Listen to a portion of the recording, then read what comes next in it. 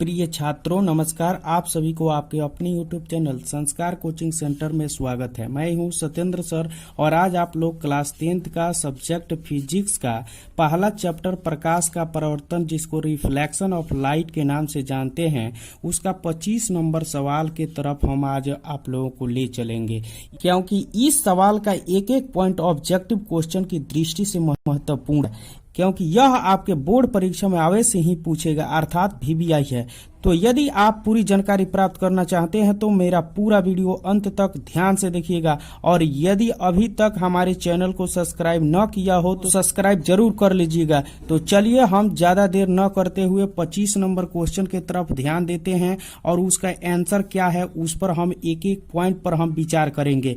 अवतल दर्पण और उत्तल दर्पण में अंतर लिखे, यह VBI सवाल है जो 2021-22 में आप लोगों से जरूर पूछेगा। तो आइए देखते हैं इसका आंसर। अवतल दर्पण और उत्तल दर्पण में निम्नलिखित अंतर है, और एक तरफ लिख देंगे अवतल दर्पण, जिसको कॉनकेव मिरर के नाम से जानते हैं, और एक तरफ लिख देंगे उत्तल दर्पण कॉन्वेक्स मिरर। तो इसको अपने कॉपी में एक एक करके हम लिखते हुए चलेंगे, आप लोग ध्यान से इसको देखते रहिएगा। पहला पॉइंट है, अवतल दर्पण का परावर्तक सतह धसी हुई रहती है और उत्तल दर्पण का परावर्तक सतह उभरी हुई या उठी हुई रहती है, यानी कि बीच का भाग जो है उठी हुई या उभरी हुई होगी तो वह उत्तल दर्पण होगा, और जिसका परावर्तक सतह धसी हुई यानी कि बीच में धसा हुआ और उसके किनारे का भाग उठा हुआ प्रतीत होता है तो वह अवतल दर्पण होगा। यानी कि दोनों में डिफरेंस पहला आप लोगों को पता चल गया होगा। दूसरा है, अवतल दर्पण का फोकस F जो है वास्तविक होता है और उत्तल दर्पण का फोकस जो F होता है वह काल्पनिक होता है। यानी हम कह सकते हैं कि उत्तल दर्पण का फोकस जो होता है वह वास्तविक होता है और उत्तल दर्पण का फोकस काल्पनिक होता है। तीसरा नंबर पॉइंट है कि अवतल दर्पण वास्तविक और काल्पनिक दोनों प्रकार के प्रतिबिंब बनाता है और उत्तल दर्पण केवल काल्पनिक प्रतिबिंब बनाता है। चौथा पॉइंट है कि अवतल दर्पण द्वारा बना प्रतिबिंब वस्तु के बराबर होता है, यानी कि जैसा वस्तु है वैसा ही प्रतिबिंब बना सकता है, या उससे छोटा बना सकता है या बड़ा भी बना सकता है। यानी कि बराबर, छोटा और बड़ा तीनों प्रतिबिंब बनाता है अवतल दर्पण, और उत्तल दर्पण द्वारा बना प्रतिबिंब वस्तु से हमेशा छोटा प्रतिबिंब बनाता है। पांचवा नंबर पॉइंट में है कि अवतल दर्पण में उल्टा तथा सीधा दोनों प्रकार का प्रतिबिंब बनाता है यह दर्पण, और उत्तल दर्पण सीधा प्रतिबिंब बनाता है। एक बार और दोहरा देना चाहते हैं कि अवतल दर्पण में उल्टा तथा सीधा दोनों प्रकार का प्रतिबिंब बनाता है और उत्तल दर्पण में हमेशा सीधा ही प्रतिबिंब बनाता है। 6 नंबर पॉइंट में है कि अवतल दर्पण को अभिसारी दर्पण कहते हैं, क्योंकि अभिसार का अर्थ ही होता है कि समानांतर आ रही प्रकाश की किरणों को जमा कर देना एक जगह, इसीलिए अवतल दर्पण को अभिसारी दर्पण कहते हैं।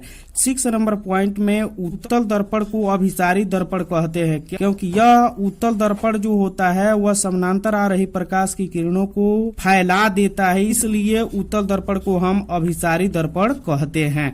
7 नंबर पॉइंट है, अवतल दर्पण का उपयोग कान, नाक, आंख और गले का इलाज करने में तथा हजामती दर्पण के रूप में किया जाता है, यानी कि दाढ़ी बनाने में या आंख, नाक, कान, गले के इलाज करने में डॉक्टर द्वारा इसका उपयोग किया जाता है।